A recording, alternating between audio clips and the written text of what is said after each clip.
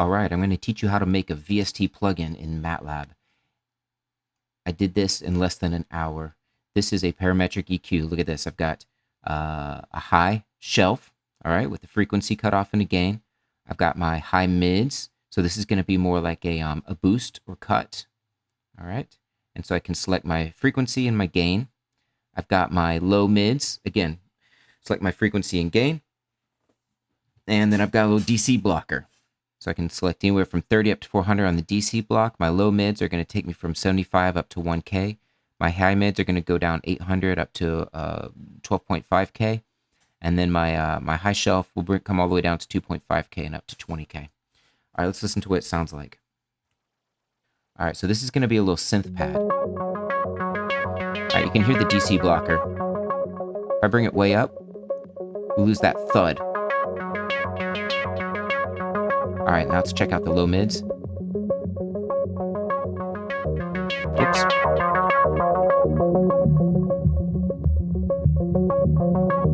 You know what I'm going to do? I'm going to scoop a little bit here to kind of keep that thud, boom, boom, separate from the rest. Let's listen to our high mids.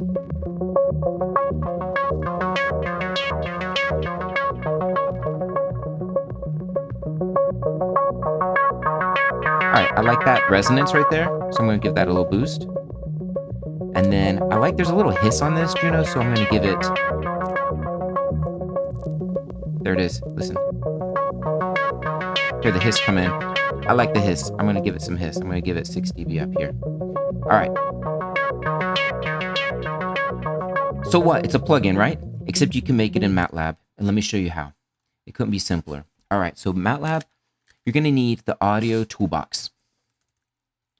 And what we're going to do is we're going to use this test bench to listen to our plugin as we make it. This acts as your DAW right here.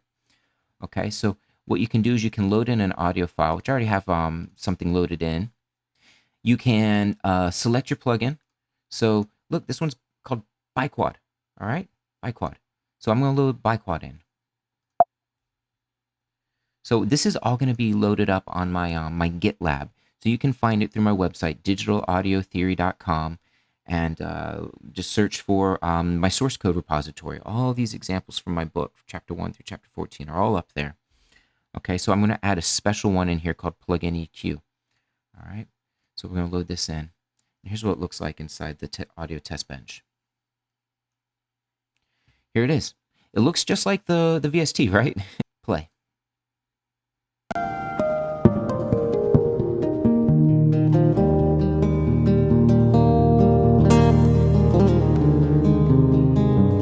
All right, so how do we make this?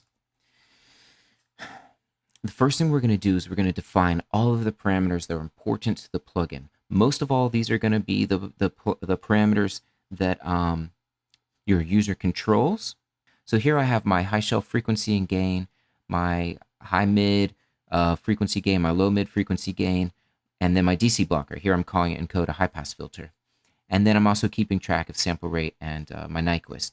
I have another new parameter in here. This was not in the VST, but I just added it in MATLAB. It's bypass, so you can do a compare. These we're going to give all default values. So look at this. Properties. Everything inside properties here is constant throughout the project. But these are going to be my parameters that my user is going to touch with the mouse, right? Taking one step back, we're going to define our plugin like this. We're going to define it as an audio plugin. And this little arrow here just means inherits from. Okay, so we're going to make a new class. We're defining a new class, def class, define new class called Biquad that inherits from audio plugin. Here are all of my constant properties. Here I'm going to define my plugin interface. Okay, my plugin interface. So this is going to set up all of the sliders. So there's a lot, but once you understand one, you understand them all. So let's take a look at one of these. Audio plugin parameter. It starts here and it ends down here.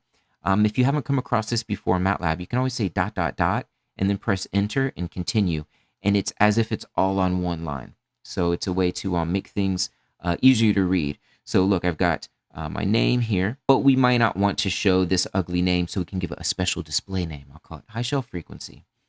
And after the slider, we can put a little unit. I love units. You got to put units on every axis, right? So we'll give it a label, and we're going to call it hertz. And then I love this feature. It can be mapped either linearly or log or as a drop down. And that's great. Look, if you're doing frequencies, you should go with log unless you have a good reason not to. If you're doing levels, we're already in log, right? dB is 20 times log base 10 of a value compared to fs. So we already have a log. So when we're going to do dB, look down here, dB, we're going to do that in linear. Otherwise, we're doubling up the log, and it's going to feel weird. So we want the frequencies to be mapped to a log mapping. And so for my high frequency shelf, I was starting at 2.5K and going up to 20K. Fun.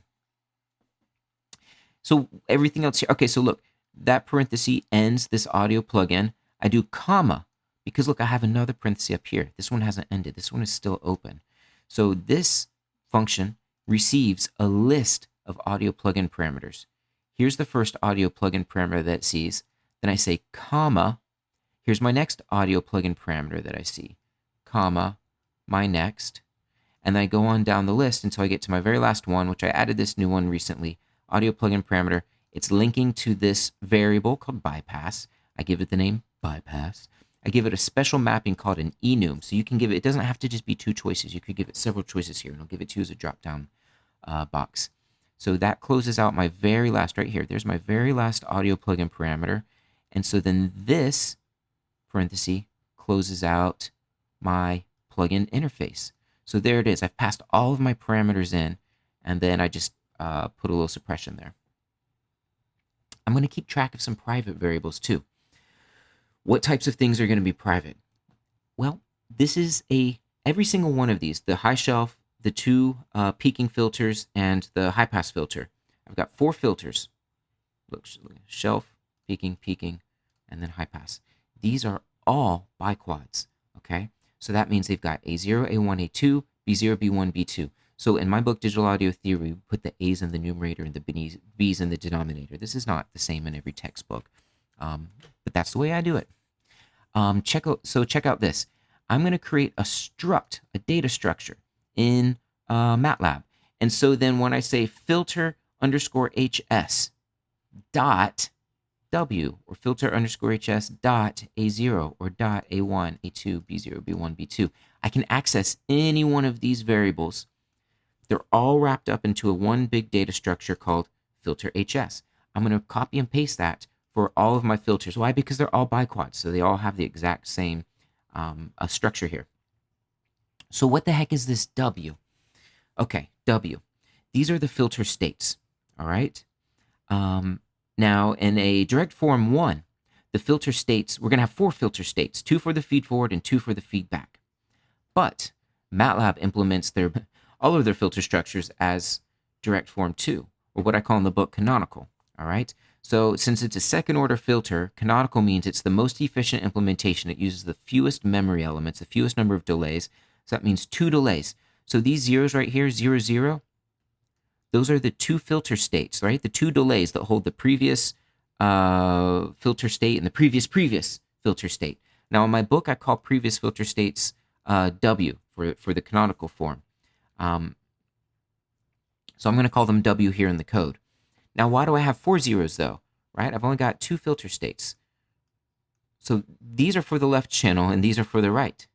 All right, so this filter can handle stereo. So our process, we're going to take in some in samples. These are likely going to be multi-channel. So we should be prepared to handle this as having 2 channels. And we're also going to want to output 2 channels, right? We don't want to throw away our stereo information. So the first thing I'm going to do inside this process is I'm going to create an out vector that's the exact same size, but all filled with zeros. The exact same size as in, but filled with zeros. All right. Then I'm going to figure out, so one dimension of my input is going to be 2, right, for left and right. And one dimension of my input is going to be a much bigger number, maybe 512. That's the cache size, the buffer size that the DAW is sending. So I'm going to say from my channel equals 1 to my channel equals 2. It's a for loop. So this is going to do left first and then right.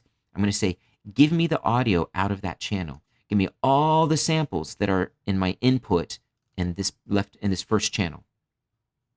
Okay, fine. That's saved in X. All right, X is going to go into here, this little function called process by quad, which is super simple. Let me show you right now. Process by quad. All right, so I'm passing in X. What else am I passing in? I'm passing in my filter. Look at this. Okay, all of these up here, inside properties and inside my private properties. I didn't mention this. Access equals private. That means these are still properties of the filter, of the plugin, but other software objects that are outside of the VST can't see these. These are only internal. Okay, so they live inside the filter. So the way I access my filter is here's a pointer to my filter, plugin. All right.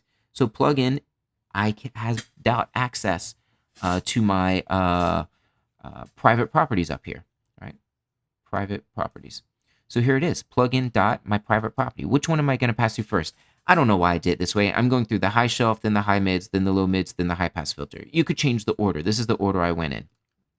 So I'm going to say process a biquad using these filter coefficients and these filter states that are saved inside here. Okay. I also need to pass in the channel that we're using. Why? Because I need to access the correct filter states. So what's going on in here? Filter, this is just a MATLAB command. The first three numbers that we passed in as a vector here are the numerator coefficients. The next three values here are the denominator coefficients. Then I pass in my input. So remember, this is going to be mono now because I've stripped out the stereo. I've grabbed just one channel. And the fourth thing that I can pass into filter are any previous filter states. So this is fantastic. When I first load this up, these are just going to be 0, 0. Look, I'm going to grab both zeros. That's what these two dots mean, out of the first channel. That's why I need to pass in this channel here. When I finish running through this entire process, through this for loop, I'll go back around, back up to here. And now I'm going to be doing channel 2, which is the right channel. Then here I'm going to be accessing my second channel. And so I'll be grabbing the second set of filter states out of here. So if I preserve what the filter last saw, then I get another batch of 512 from my DAW, and I pre-populate my filter right here. And this is how I do it. Here's how I pre-populate my filter delays right here. Then it runs through all 512 samples, and guess what? I return the filter states, and I pass those back out. And what do I do with them? I plug them in right here. I go to my plugin, I say access. In this case, it's the high shelf because I'm running through the high shelf first. Access the filter states and save them here. Save them. Then next time I come through, boom, I have them ready to go. So look at this. Here I'm grabbing X straight from the input. X saves into Y1. Y1 becomes the input to the high-mid peaking filter. That saves into Y2. Y2 then becomes the input into my low-mid peaking filter. That saves into Y3. Y3 becomes the input into my DC blocking filter, and that outputs into Y4. I'm going to check my property here, my plugin.bypass. Remember, bypass is just a property. This one's even a public property. There's bypass. It's a public property, so I can access it with the dot accessor here. Dot bypass. If I'm doing a string compare, look at plugin.bypass. If it's bypassed, then I'm going to skip all the filtering. Now, the DAW may call a reset function. This is where basically says, hey, something's changed. The sample rate's changed. The audio stopped completely. Next time you press play, it's not as if you've gone from pause and you want to pick back up from where you were. It's you're resetting back from 0. So that means if we have a reset, we want to make sure that the sample rate hasn't changed. If it has, we're going to update our Nyquist. And we're also going to set all of our filter states to 0 on a reset. So look, I've got two parameters here that both affect the same thing. I've got a high shelf frequency and a high shelf gain, and they both affect the same filter. So what am I going to do? If someone changes the value on this slider, HS Freak, then I'm going to assign that value into my property up here, HS Freak. Here it is. Boom. I'm going to assign it into that, okay? I'm going to assign it into that. Once I do that, I'm going to call my own. I wrote a custom function down here. None of these other functions are custom. These are all abstract functions that you need to fill out, okay? Update HS is a custom function I wrote. Why? Because there's two sliders that are going to change the high shelf filter. So they both just call this update HS. So I can either change the high shelf frequency or I can change the high shelf gain. In either case, I drop down here. These are RBJ, Robert Bristow Johnson biquad coefficients. I did do one thing. I took away the Q from the user. I set the Q to 0.5 just to give everything a nice kind of smooth roll off. I have a lot of different bands, and so I just decided to remove Q. So I'm fixing my Q at 0.5. You can change that in your version. So I'm going to access my frequency that the user just changed or my gain that the user just changed. I'm going to convert those to radians per second, and I'm going to convert it to this alpha and A that are required for the RBJ coefficient calculator. I'm going to use the RBJ coefficient calculator and save it into my filter coefficients. So here I am. Both of these have to do with the high shelf filter. This is update high shelf filter. So I'm going to shove all of these into my high shelf, data structure. A0, A1, A2, B0, B1, B2. And I'm going to repeat the process for the mid-frequency gain and frequency. All right, and there's my coefficient calculator. I'm going to repeat it for my low mids, and there's the coefficient calculator. And I'm going to repeat it for my high-pass filter, and there's the coefficient calculator. And then I've got a little bypass, and all it's doing is it's changing this to either on or off. That's it. That's it. That's all you do, and you're done. And then you click, you click run if you want to listen to it and try it out and eval it. You click generate VST plugin. What's that going to do? That's going to, I'll go ahead and click it. There you go. We can save it right into our current folder. We can give it a name, validate and generate. It's working on it, okay? It's going to save it into our folder. And then where can we drop it? We can drop it inside. If you're on a Mac, you can drop it in library /audio /plugins /VST. Look at this. Here we go. Macintosh HD /library /audio /plugin /VST. And you just drop it in. Look, there it is. biquad.vst. This is one I made a couple weeks ago. So this is still working. It's going to take a few minutes, so we don't have to sit and watch it all. But here's how you can make your own plugin, and then you can rock and roll inside your favorite DAW with your favorite song with all of your own tunes. All right, I hope you enjoyed it. Subscribe for all the latest updates from digitalaudiotheory.com.